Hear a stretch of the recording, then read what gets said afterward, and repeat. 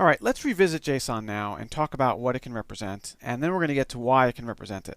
There are only two basic data structures inside JSON, and they are arrays and dictionaries. Now, we all know what arrays are. Arrays are lists of things, and dictionaries are these associative maps.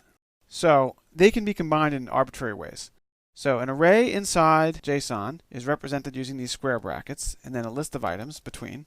And a dictionary is represented using the curly braces, and it's a bunch of keyword and value pairs. And then there's a keyword, colon, and then a value. And there can be arbitrary numbers of these separated by commas.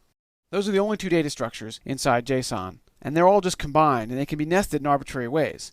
So I can create a very deep document. So I can create a document, for instance, and at the top level there has to be a dictionary. And I can create something with a name, and then has a value, and then I can have a city, and it can have another value here. And then I could put, for instance, if this is just a collection of people and their cities and maybe their interests, I could have another key here called interest, and that can turn out to be an array, and it's got square brackets, and then I could put things in here. And each of these in itself could, of course, be its own dictionary, which means it would be represented using the curly braced.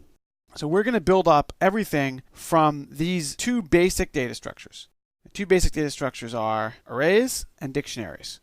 Now we're going to go through and show you each of these and teach you how to write them. And then we'll go from a higher level and show how they're used in data representation relative to relational databases. All right, time for the next quiz.